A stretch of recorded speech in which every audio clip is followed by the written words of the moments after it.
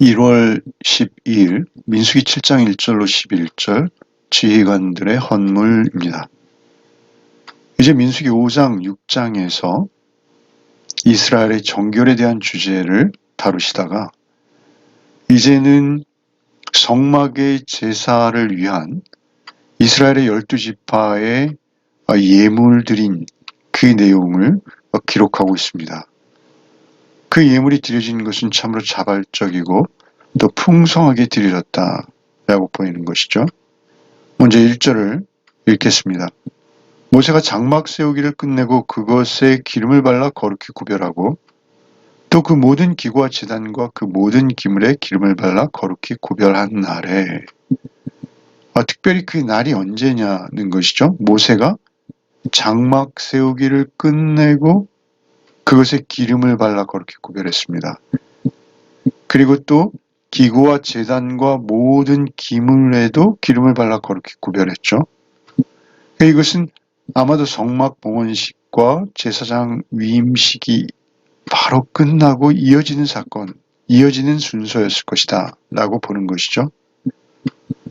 그들이 1월 1일 새해가 시작되고 성막 건설을 완료한 다음에 하나님의 임재의 상징인 구름이 회막 위에 임하시고 그리고 이제 1월 2일 날 이었을 것으로 예상되는 그 성막 봉헌식과 제사장 위임식이 있고 그리고 지파별로 헌물을 바치기 시작한 것이 바로 그 제사장 위임식에 바로 이어지는 그런 내용일 것이다. 그래서 레위기 8장에서 민수기 7장으로 이어지는 그러한 내용이다. 7장, 8장 그렇게 이어지고 다시 레위기 8장으로 가서 또 9장, 레위기 9장, 10장으로 이어지는 나답과 아비후의 사망 사건과 그렇게 쭉 이어지다가 이제 인구조사를 하게 되는.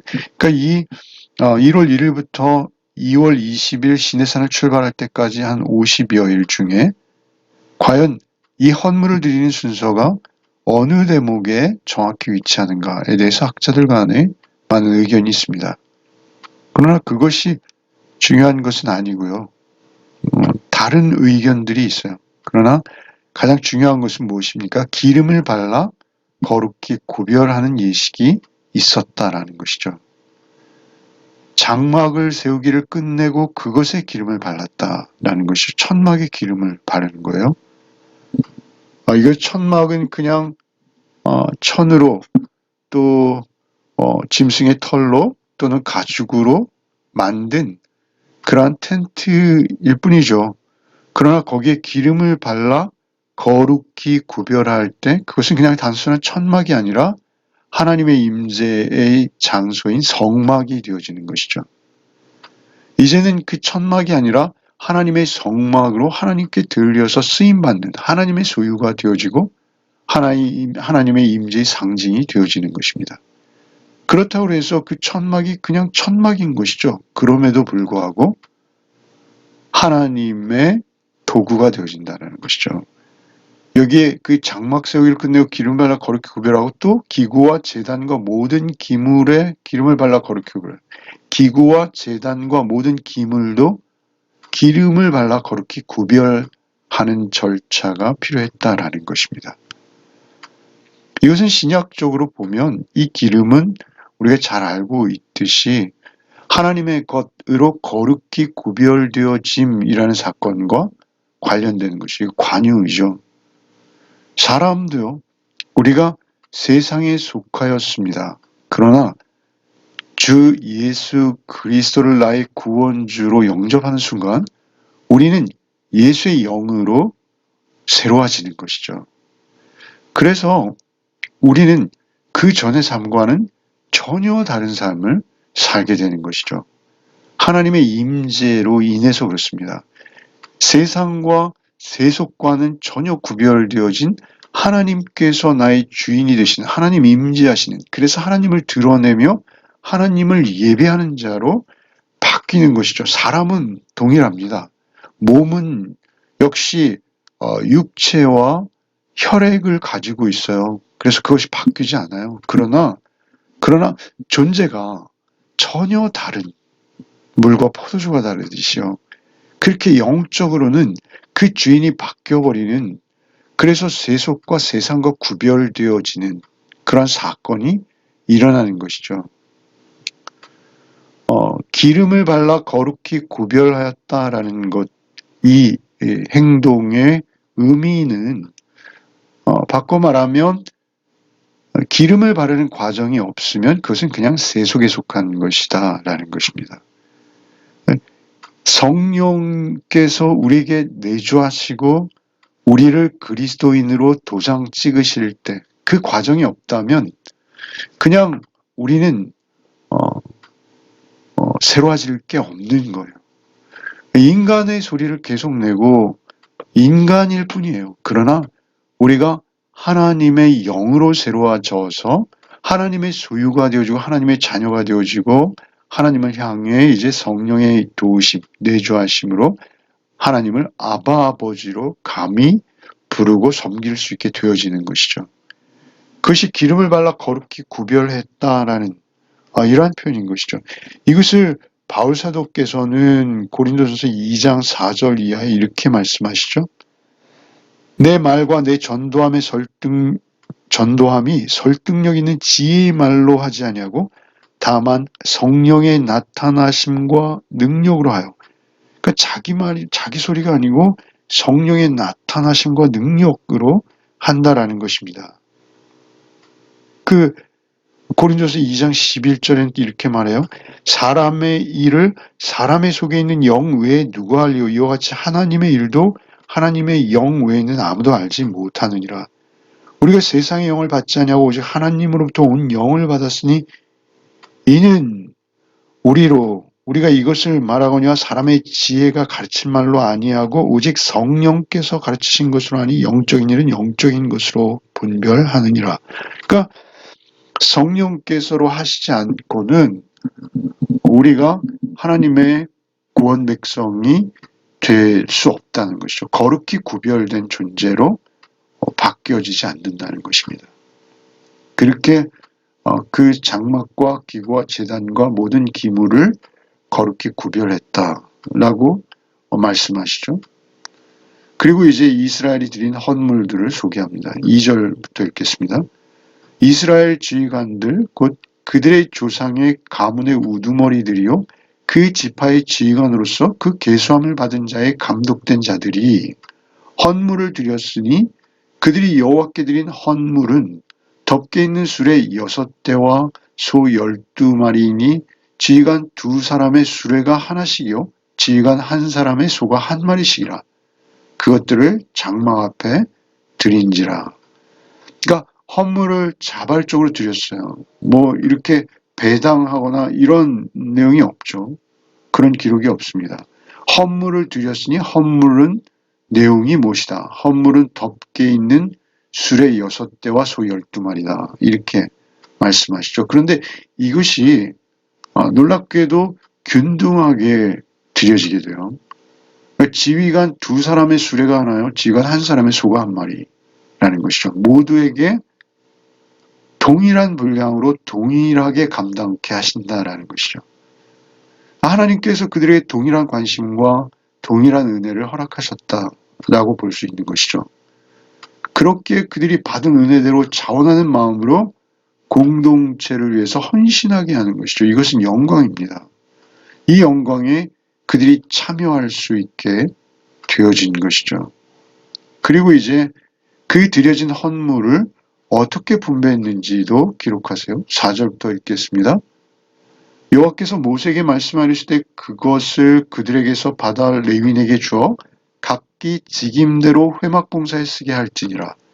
모세가 수레와 소를 받아 레위인에게 주었으니 곧 게르손 자손들에게는 그들의 직임대로 수레 2과 소 4마리를 주었고 무라리 자손들에게는 그들의 직임대로 수레 4과 소 8마리를 주고 제사장 아론의 아들 이다말에게 감독하게 하였으나 고앗 자손에게는 주지 아니하였으니 그들의 성소의 지금은 그 어깨로 매는 일을 하는 까닭이었더라. 그렇죠. 그 주신 그 헌물들, 그 받은 헌물들을 나누는데요. 가장 중요한 핵심 키워드가 있습니다. 그것은 무엇이냐면 직임대로입니다.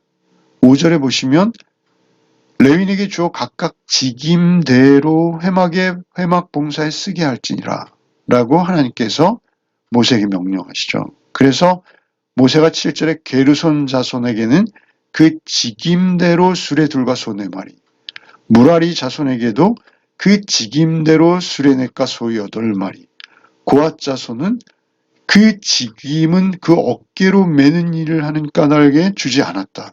이렇게 말씀하시는 것이죠. 그러니까 게르손은 천막, 휘장 이런 것들을 날라야 되죠. 상당히 무겁죠. 천막이나 휘장이 털실로 꼰 것이거든요. 그리고 가죽으로 몇 겹씩 된 것입니다. 굉장히 무겁죠. 그것들을 위해서 소 2과 소 4마리, 수레 2과 소 4마리, 수레 하나에 소 2마리죠. 그리고 무라리 자손들은 게르손에 비하면 훨씬 더 무겁죠. 골조입니다. 기둥, 나무 판 이런 것들이거든요. 무라리 자손이 가장 무겁기에 그 직임대로 수레넷과 소 8마리를 주었죠. 그런데 고앗에게는 주지 않습니다. 왜 그랬습니까? 그들의 직임, 맡은 일이 어깨로 매는 일, 작은 기물들이에요. 언약궤 같은 것은 너무나 존귀한 하나님의 임재의 상징이죠. 영광스러운 일을 맡았습니다. 그래서 어깨로 메어야 되는 것이죠. 그리고 그 휘장을 나르는 게르손이나 기둥을 나르는 무라리에게는 그 형편에 따라서 각각 다르게 준다는 것이죠. 각각 그 직임이 다르다는 거예요. 그 직임에 합당한 선물을 제공하신다는 것이죠. 그들이 처한 환경을 누구보다 하나님께서 깊이 이해하시고 그들의 형편에 가장 맞는 것들로 그들을 나누게 하신다라는 것이죠. 그냥 균등하게 평등하게 주시는 것이 아니에요. 필요에 따라 주시는 거예요. 그래서 불평하거나 불만을 가져서는 안 돼요. 기계적으로 그냥 사람 머리수에 따라 나눠주는 게 아니라는 것입니다. 그래서 우리가 신약 시대를 사는 우리에게도 각자 받은 은사가 달라요. 그것이 어느 것이 더 중요하다 뭐 이런 거 사실은 더 중요해 보이는 일도 있겠죠 물론. 그러나 그것은 하나님 앞에서는 동일한 겁니다. 인간의 눈에 그렇게 보이는 것이죠. 고린도전서 12장 4절 이하의 은사에 대해서 바울사도 이렇게 말씀하시죠. 은사는 여러 가지나 성령은 같고 직분은 여러 가지나 주는 같으며 같다는 거예요. 또 사역은 여러 가지나 모든 것을 모든 사람들 가운데 이루시는 하나님은 같으니 각 사람에게 성령을 나타내심은 유익하게 하려 하심이라. 성령의 은사가 있어요. 어떤 사람의 성령으로 말하 지혜의 말씀을, 어떤 사람의 같은 성령을 따라 지식의 말씀을, 다른 사람에게는 같은 성령으로 믿음을, 어떤 사람은 한 성령으로 병 고치는 은사를, 어떤 사람은 능력 행함을, 어떤 사람이 예언함을, 어떤 사람이 영들 분별함을, 다른 사람은 각종 방언 말함을, 어떤 사람은 방언 통역함을 주시나니 이 모든 일은 같은 한 성령이 행하사 그의 뜻대로 각 사람에게 나누어 주시는 것이라. 하나님의 절대 주권이요 성령께서 뜻하신 바대로 성령께서 행하시는 것이죠. 그저 순종과 감사의 반응만이 우리에게 있을 뿐인 것입니다. 그렇게 평등하게 우리의 형편과 처지에 따라서 가장 알맞게 나에게 주신 것임을 알고 그것에 감사하게 반응해야 할 것입니다. 그리고 이제 제단 봉헌을 위한 명령을 또다시 하시는데요. 10절 읽겠습니다. 제단에 기름을 바르던 날에 지휘관들이 제단의 봉헌을 위하여 헌물을 가져다가 그 헌물을 제단 앞에 드리니라. 여호와께서 모세에게 이르시기를 지휘관들은 하루 한 사람씩 제단의 봉헌물을 드릴지니라 하셨더라. 그러니까 결국 12지파별로 균등히 모두가 참여하도록 기회를 제공하셨고 그들이 그렇게 봉헌물을 드린다라는 것이죠. 봉헌을 위하여 헌물을 가져다가 그 헌물을 제단 앞에 드리게 되는 것이죠. 이것은 하나님께서 주신 것을 하나님께 드릴 수 있는, 그것은 구원받은 자, 은혜 받은 자의 표시가 되는 것입니다. 그래서 구약에서는 이것을 모두에게 명하셨죠. 신명기 16장 16절에 너희 가운데 모든 남자는 1년에 3번 곧 무교절과 칠수절과 초막절에 내 하나님 여호와께서 택하신 곳에서 여호와를 배웁되 빈손으로 여호와를 배웁지 말고 각 사람이 내 하나님 여호와께서 주신 복을 따라 그 힘대로 드릴지니라. 그러니까 복을 받은 자들이 하나님 앞에 드릴 수 있는 것이죠. 복을 받지 못하면 하나님 앞에 반응할 수 없는 거예요. 신약에서는 이렇게 말씀하시죠. 고린도후서 8장 1절 이하죠. 형제들아, 하나님께서 마게도냐 교회들에게 주신 은혜를 우리가 너에게 알리노니 환난의 많은 시련 가운데서 그들의 넘치는 기쁨과 극심한 가난이 그들의 풍성한 연보를 넘치도록 하게 하였느니라. 내가 증언하느니 그들이 힘대로 할 뿐 아니라 힘에 지나도록 자원하여 그 은혜와 성도 섬기는 일에 참여함에 대하여 우리가 간절히 구하니 우리가 바라던 것뿐 아니라 그들이 먼저 자신을 주께 드리고 또 하나님의 뜻을 따라 우리에게 주었도다. 이렇게 칭찬하시죠. 마게도냐 교회들에 주신 은혜를 우리가 너에게 알린다라고 이 운을 떼세요. 마게도냐 교회들이 아주 환난과 시련 가운데 극심한 가난이 있지만 풍성한 연보를 할 수 있었던 것은 받은 은혜가 있어서다라는 것이죠. 마게도냐 교회에 주신 은혜를 우리가 너에게 알리노니. 그래서 그 은혜 가운데서 그들이 자신의 분에 넘치도록 하나님 앞에 드렸다라는 것을 칭찬하세요. 뭐 그렇게 드렸다고 해서 그것에 대해서 하나님께서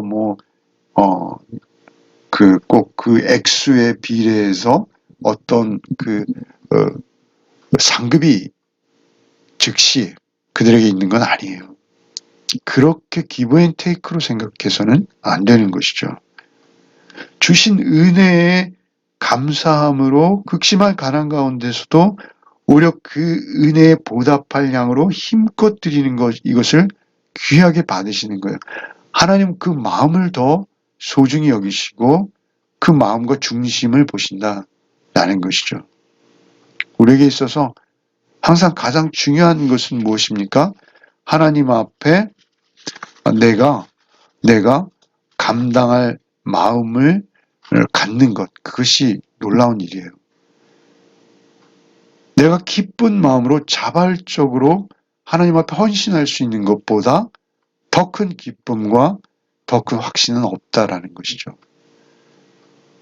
이것이 꼭 물질만이 아니고 우리의 삶 전체도 동일합니다. 우리의 삶 전체도 하나님의 말씀에 온전히 순종해서 내 시간과 내 노력과 내 마음과 영혼을 하나님 앞에 온전히 드리는 것 소중합니다. 더구나 그것이 물질이 되어졌을 때는 그것은 하나님께서 받으실 때 그거야말로 은혜의 확실한 증거가 되어질 수 있다는 것이죠. 오늘 하루의 삶 속에서도 오직 하나님 앞에 보답하는 양으로 하나님 베푸신 은혜에 감사하는 마음을 풍성히 누리시고 또 그것을 필요에 따라서 흘려보낼 수 있는 그런 은혜가 있으시길 바랍니다. 그때 하나님께서 우리에게 더 큰 은혜로 부어주시고 또 임재하시고 우리를 찾아오셔서 더 큰 기쁨과 감사로 우리에게 보답해 주실 것을 믿습니다. 기도하겠습니다. 주님 감사합니다. 이스라엘 12지파 참으로 광야를 앞두고 많은 어려움이 예상되어지나 하나님 앞에 더욱 그 은혜에 보답할 양으로 풍성히 자발적으로 그 예물을 드렸던 그 기록을 대합니다. 그들이 드린 헌물, 그들이 드린 헌신을 하나님께서 기쁘게 받으시고 기름 발라 거룩히 구별하셔서 그들을 사용하셨던 것을 봅니다. 주여 우리도 주님 앞에 쓰임 받기를 원합니다. 오늘 하루의 삶을 통해서 온전히 주님 바라보게 하시고 우리 하루의 삶 전체가 또한 하나님께 드려지는 복이 우리 각자에게 있게 하여 주옵소서. 예수 그리스도의 이름 받들어 기도하옵나이다. 아멘.